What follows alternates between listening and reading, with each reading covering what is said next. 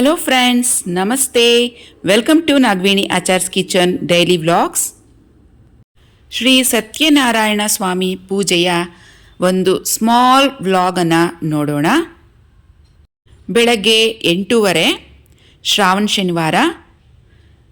ಸತ್ಯನಾರಾಯಣ ಸ್ವಾಮಿ ಪೂಜೆ ನಮ್ಮ ಆಂಟಿ ಮನೆಯಲ್ಲಿ ನೆರವೇರಿಸಲಾಗಿತ್ತು. ನಮ್ಮ ಮನೇಲಿ ಇನ್ನೂ ಹಸ್ಬೆಂಡ್ ಮಕ್ಕಳೆಲ್ಲ ಮಲಗಿದ್ರು. ಅವ್ರು ಬರೋದು ಲೇಟ್ ಅಂತ ತಿಳ್ಕೊಂಡು ನಾನೇ ಬೇಗ ರೆಡಿಯಾಗಿ ಆಟೋದಲ್ಲಿ ಹೋಗ್ತಾ ಇದ್ದೀನಿ. ಸೊ ನಮ್ಮ ಆಂಟಿ ಮನೆ ಇರೋದು ಚಂದ್ರ ಲೇಔಟ್. ನಮ್ಮ ಮನೆಯಿಂದ ಅವ್ರ ಮನೆಗೆ ಒಂದು 6 to 7 ಕಿಲೋಮೀಟರ್ಸ್ ಡಿಸ್ಟೆನ್ಸ್ ಆಗುತ್ತೆ. ಹಾಗಾಗಿ ಆಟೋದಲ್ಲೇ ಹೋಗ್ತಾ ಇದ್ದೀನಿ. ಹಸ್ಬೆಂಡ್ ಮತ್ತು ಮಕ್ಕಳು ಲೇಟರ್ ಆಮೇಲೆ ಜಾಯಿನ್ ಆಗ್ತಾರೆ. ಹಸ್ಬೆಂಡ್ ಮತ್ತು ಮಕ್ಕಳಿಗೆ ಕಾಯ್ತಾ ಕೂತ್ಕೊಂಡ್ರೆ ಪೂಜೆ ಮಿಸ್ ಆಗುತ್ತೆ ಅಂತೇಳಿ ನನಗೆ ಯಾವುದೇ ಕಾರಣಕ್ಕೂ ಪೂಜೆ ಮಿಸ್ ಮಾಡ್ಕೊಳ್ಳೋದು ಇಷ್ಟ ಇಲ್ಲ.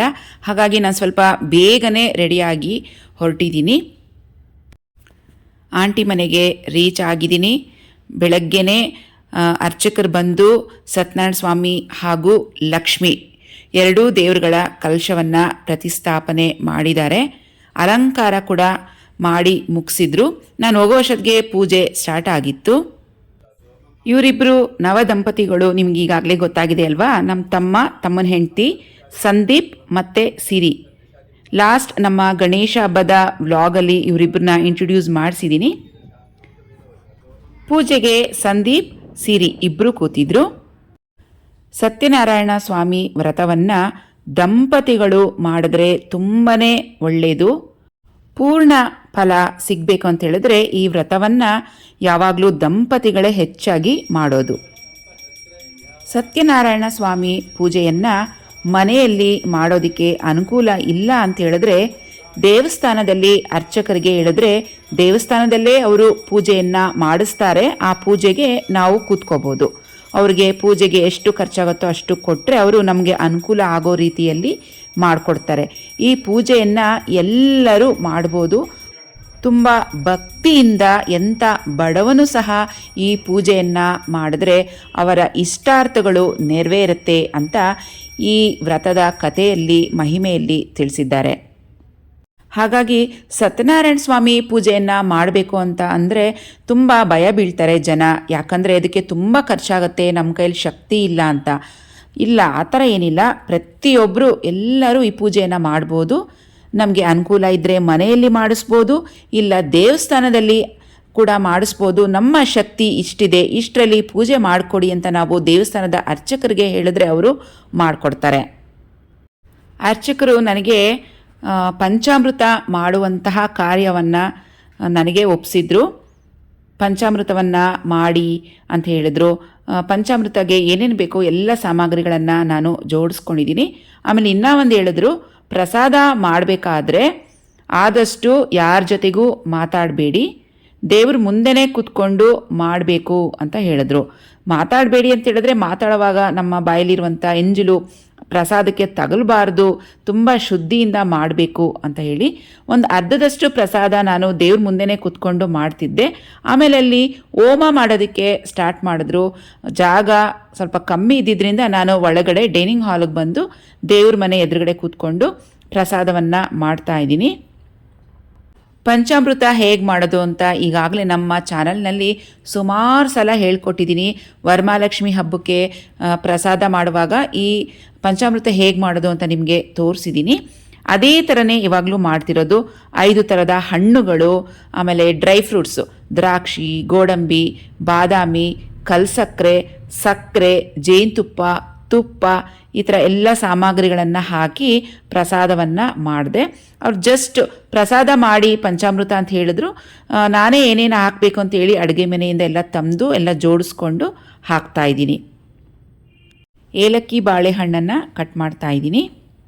ಪಂಚಾಮೃತಕ್ಕೆ ನಾವು ಹಾಲು ಮೊಸರು ಯಾವಾಗಲೂ ಹಸಿಯಾಗಿರೋದೇ ಹಾಕಬೇಕು, ಕಾಯಿಸಿರೋದು ಹಾಕಬಾರ್ದು. ನಮ್ಮ ಕಸಿನ್ ನವ್ಯ ಅವರು ಫ್ರೂಟ್ಸ್ ಎಲ್ಲ ಸಣ್ಣದಾಗಿ ಕಟ್ ಮಾಡ್ತಾಯಿದ್ರು.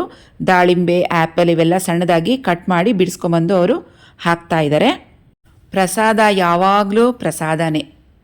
ಆ ಥರ ಟೇಸ್ಟ್ ನಾವು ಬೇರೆ ದಿನಗಳಲ್ಲಿ ಮಾಡಿದ್ರೆ ಅದೇ ಟೇಸ್ಟ್ ಬರೋದಕ್ಕೆ ಸಾಧ್ಯನೇ ಇಲ್ಲ. ಪ್ರಸಾದ ತುಂಬಾ ಚೆನ್ನಾಗಿತ್ತು, ಪಂಚಾಮೃತ ಅಂತ ಎಲ್ಲ ಹುಡುಗರೆಲ್ಲ ಹೇಳಿದ್ರು, ತುಂಬ ಚೆನ್ನಾಗಿ ಮಾಡಿದ್ದೀರಾ ಅಂತ. ಇದಕ್ಕೆ ಕಾರಣ ಭಕ್ತಿನೇ. ದೇವ್ರಿಗೆ ಅಂತ ಮಾಡಿದಂಥ ಪ್ರಸಾದ ಯಾವಾಗಲೂ ರುಚಿಯಾಗಿಯೇ ಚೆನ್ನಾಗಿಯೇ ಇರುತ್ತೆ. ಬನ್ನಿ ಆಂಟಿ ಮನೆ, ದೇವ್ರ ಮನೆ ಹೇಗಿದೆ ನೋಡ್ಕೊಂಬರೋಣ.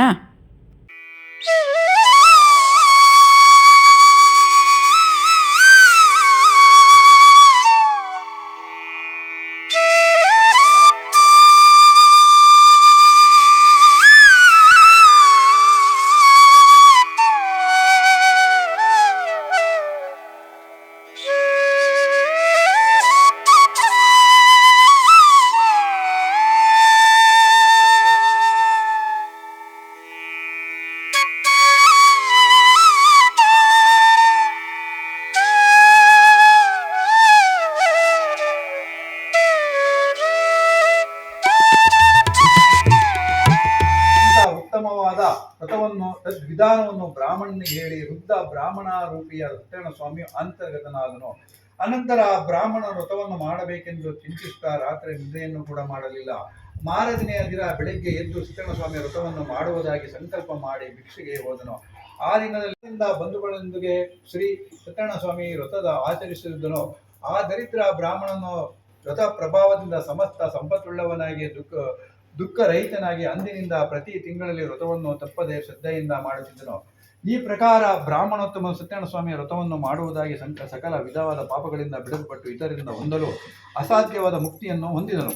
ಇಲೈ ನಾರದ ಮಹರ್ಷಿಯೇ, ಈ ವ್ರತದ ಆಚರಣೆಯಿಂದ ಸಕಲ ದುಃಖಗಳು ನಾಶವಾಗುತ್ತವೆ ಎಂಬುದಾಗಿ ಶ್ರೀಮನ್ನಾರಾಯಣ ನುಡಿದನು. ಇಲೈ ಋಷಿಗಳಿಗ, ನಮ್ಮ ಕೈಯಲ್ಲಿ ಸತ್ಯನಾರಾಯಣ ಸ್ವಾಮಿ ವ್ರತವನ್ನು ಮಾಡೋದಕ್ಕೆ ಶಕ್ತಿ ಇಲ್ಲ ಅಂದರೂ ಪರವಾಗಿಲ್ಲ, ಆದರೆ ಬೇರೆಯವರು ಈ ವ್ರತಕ್ಕೆ ಕರೆದಾಗ ನಾವು ಆ ವ್ರತವನ್ನು ಯಾವುದೇ ಕಾರಣಕ್ಕೂ ಮಿಸ್ ಮಾಡ್ಕೋಬಾರ್ದು. ಈ ಸತ್ಯನಾರಾಯಣ ಸ್ವಾಮಿ ಪೂಜಾ ಪ್ರಸಾದ ಸಿಗೋದಕ್ಕೂ ನಾವು ತುಂಬಾ ಪುಣ್ಯ ಮಾಡಿರಬೇಕು.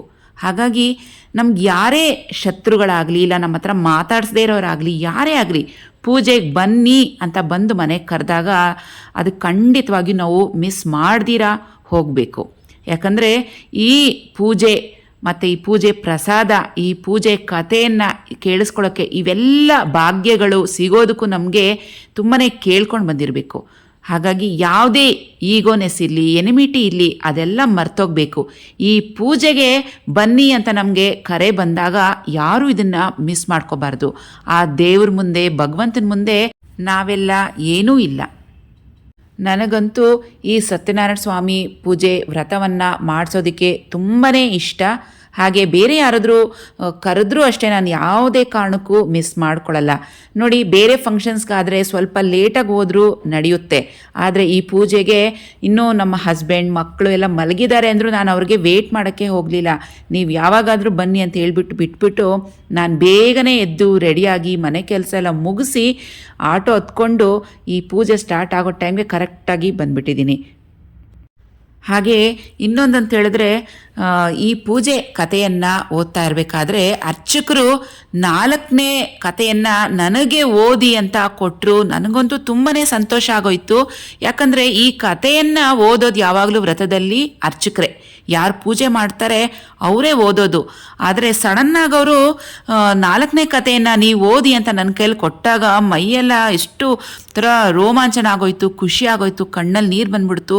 ಅಯ್ಯೋ, ನಿಜವಾಗ್ಲೂ ನನಗೆ ಈ ಭಾಗ್ಯ ಸಿಕ್ತಾ ಅಂಥೇಳಿ ಸತ್ಯನಾರಾಯಣ ಸ್ವಾಮಿ ವ್ರತದ 4ನೇ ಕಥೆಯನ್ನು ನಾನೇ ಓದಿದೆ.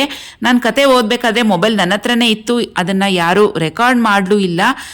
ನನಗೂ ರೆಕಾರ್ಡ್ ಮಾಡಿಸ್ಬೇಕು ಅಂತ ಗೊತ್ತಾಗಲಿಲ್ಲ. ಸೊ ಹಾಗಾಗಿ ನಿಮ್ಮ ಹತ್ರ ಈ ವಿಷಯವನ್ನು ನಾನು ಶೇರ್ ಮಾಡಿಕೊಳ್ಳೇಬೇಕನ್ನಿಸ್ತು. ಇದು ನನ್ನ ಪುಣ್ಯ, ನನ್ನ ಭಾಗ್ಯ ಅನ್ನಿಸ್ತು.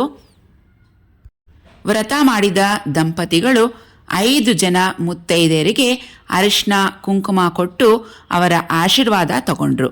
ಹಾಗೆಯೇ ಮುತ್ತೈದೆಯರ ಜೊತೆಗೆ ಯಾರು ಕನ್ಯಾಕುಮಾರಿ ಇದ್ದಾರೋ ಅವ್ರಿಗೂ ಸಹ ಅರಿಶಿನ ಕುಂಕುಮ ಕೊಟ್ಟು ಅವರ ಆಶೀರ್ವಾದನೂ ತಗೊಂಡ್ರು. ಕನ್ಯಾಕುಮಾರಿ ಅಂದರೆ ಮದುವೆ ಆಗದೇ ಇರೋಂಥ ಪುಟ್ಟ ಹೆಣ್ಮಕ್ಳು. ನೋಡಿ, ನನ್ನ ಗ್ಯಾಂಗ್ ಬಂದರು. ಯೆಲ್ಲೋ ಸ್ಯಾರಿ ಹುಟ್ಟಿರೋರು ರಜಿನಿ ಅಂತ, ನಮ್ಮ ದೊಡ್ಡಮ್ಮನ ಮಗಳು, ನನ್ನ ಅಕ್ಕ, ನನ್ನ ವೆಲ್ ವಿಷರ್, ನನ್ನ ಗೈಡರ್. ನಾವು ಚಿಕ್ಕವರಿದ್ದಾಗ ಅಂದರೆ ಸ್ಕೂಲ್ ಡೇಸಲ್ಲಿ ಪುಟ್ ಮಕ್ಕಳಿದ್ದಾಗ ನಮ್ಮ ಮನೇಲಿ ಅಪ್ಪ ಅಮ್ಮ ಇಬ್ಬರು ಕೆಲಸಕ್ಕೆ ಹೋಗ್ಬಿಡ್ತಿದ್ರು. ನಾನು, ನನ್ನ ತಂಗಿ ಮತ್ತು ನನ್ನ ತಮ್ಮ ಇವರೆಲ್ಲರಿಗೂ ವೆಲ್ ವಿಷರ್, ಗೈಡರ್ ಅಂತ ಹೇಳ್ಬೋದು, ಇಲ್ಲಾಂದರೆ ಗ್ಯಾಂಗ್ ಲೀಡರ್ ಅಂತ ಹೇಳ್ಬೋದು. ಎಲ್ಲರೂ ಹೋದರೆ ಒಟ್ಟಿಗೆ ನಮ್ಮನ್ನೆಲ್ಲ ಕರ್ಕೊಂಡು ಹೋಗ್ಬಿಡ್ತಿದ್ರು. ಮತ್ತು ಹಬ್ಬದಲ್ಲಿ ಬಂದರೆ ಎಲ್ಲರಿಗೂ ಲೈನು ಕೂರಿಸ್ಬಿಟ್ಟು ನಮಗೆಲ್ಲರಿಗೂ ಮೆಹಂದಿ ಹಾಕಿ ಆಮೇಲೆ ಲಾಸ್ಟ್ಗೆ ಅವ್ರು ಮೆಹಂದಿ ಹಾಕ್ಕೊಂಡು ಅವ್ರು ಮಲ್ಕೊಳ್ಳೋ ಅಷ್ಟೊತ್ತಿಗೆ 1:30-2 ಗಂಟೆ. ಸೊ ಹೀಗೆ ಅವರು ನಮಗೆಲ್ಲ ಗ್ಯಾಂಗ್ ಲೀಡರ್. ಪೂಜೆ ಆಯಿತು, ಸ್ವಲ್ಪ ಫೋಟೋ ಸೆಷನ್ ಕೂಡ ನಡೀತು. ಲಂಚ್ ಮಾಡೋಣ ಅಂಥೇಳಿ ಬಂದ್ವಿ. ನೋಡಿ ನನ್ನ ಎಲೆ ಇದು. ನಾನು ನನ್ನ ಎಲೆಯಲ್ಲಿ ಕಾಯಿ ಒಬ್ಬಟ್ಟು ಹಾಕಿಸ್ಕೊಂಡಿಲ್ಲ, ಪಾಯಸ ಕೂಡ ಹಾಕಿಸ್ಕೊಂಡಿಲ್ಲ. ಪಾಯಸ ಒಬ್ಬಟ್ಟಿರುವಂಥದ್ದು ನನ್ನ ಕಝಿನ್ ಎಲೆ, ಅದಕ್ಕೆ ಅವ್ರ ಎಲೆ ತೋರಿಸ್ತಾ ಇದ್ದೀನಿ ಏನೇನು ರೆಸಿಪಿ ಮಾಡಿಸಿದ್ರು ಅಂತ. ಪ್ರಸಾದ ಮಾತ್ರ ತುಂಬಾ ಚೆನ್ನಾಗಿತ್ತು, ತುಂಬಾ ಟೇಸ್ಟಿಯಾಗಿತ್ತು. ಹಾಗೆ ನಾವೆಲ್ಲರೂ ಒಟ್ಟಿಗೆ ಸೇರಿದ್ವಿ, ಖುಷಿಯಾಗಿದ್ವಿ, ಚೆನ್ನಾಗಿ ನಗ್ನಗ್ತಾ ಮಾತಾಡ್ಕೊಂಡಿದ್ವಿ, ಸ್ವಲ್ಪ ಕಝಿನ್ಸ್ಗೆ ಅಂತ ಟೈಮ್ ಸ್ಪೆಂಡ್ ಮಾಡಿದ್ವಿ. ಸೊ ಇದಕ್ಕೆಲ್ಲ ಥ್ಯಾಂಕ್ಸ್ ಹೇಳಬೇಕು ಅಂದರೆ ನಮ್ಮ ಸಿರಿ ಸಂದೀಪ್ಗೆ. ಪೂಜೆಯನ್ನು ಇಷ್ಟು ಚೆನ್ನಾಗಿ ಆರ್ಗನೈಸ್ ಮಾಡಿ ಪ್ರತಿಯೊಂದೂ ಚೆನ್ನಾಗಿ ಆರ್ಗನೈಸ್ ಮಾಡಿದರು. ಈಗಿನ ದಿನಗಳಲ್ಲಿ ನಾವೆಲ್ಲ ಎಷ್ಟು ಬ್ಯುಸಿ ಇರ್ತೀವಿ ಅಂತ ಹೇಳಿದ್ರೆ ನಮ್ಮ ಪಕ್ಕದ ಮನೆಯವ್ರನ್ನೇ ನೋಡಿ ಎಷ್ಟೋ ದಿನಗಳಾಗ್ಬಿಟ್ಟಿರುತ್ತೆ. ಇನ್ನು ಕಝಿನ್ಸ್ನ ನೋಡೋದು ಇನ್ನೆಲ್ಲಿ ಬಂತು. ಏನೇ ಇದ್ರೂ ಇವಾಗೆಲ್ಲ ವಾಟ್ಸಪ್ ಬಂದುಬಿಟ್ಟಿದೆ, ಅದರಲ್ಲೇ ಮೆಸೇಜ್ ಹಾಕ್ಕೊತೀವಿ, ಫೋನ್ ಮಾಡ್ಕೊತೀವಿ. ಆದರೆ ಡೈರೆಕ್ಟಾಗಿ ಮೀಟ್ ಮಾಡಿ ಮಾತಾಡೋಂಥದ್ದು ತುಂಬಾ ಕಮ್ಮಿ. ಹಾಗಾಗಿ ಈ ಥರ ಫಂಕ್ಷನ್ಗಳು ಆರ್ಗನೈಸ್ ಮಾಡಿದಾಗ ಮಿಸ್ ಮಾಡೋಕ್ಕಂತೂ ನನಗೆ ಯಾವಾಗಲೂ ಇಷ್ಟ ಆಗೋದಿಲ್ಲ. ಮಿಸ್ ಮಾಡ್ದಿರಾ ಅಟೆಂಡ್ ಮಾಡೇ ಮಾಡ್ತೀನಿ. ಯಾಕೆ ಅಂತ ಹೇಳಿದ್ರೆ ಅಲ್ಲಿ ಬಂದಿರೋಂಥವ್ರು ಫ್ರೆಂಡ್ಸು, ರಿಲೇಟಿವ್ಸ್ನ ಮೀಟ್ ಮಾಡ್ಬೋದಲ್ಲ ಅನ್ನೋ ಒಂದು ಆಸೆಗೋಸ್ಕರ.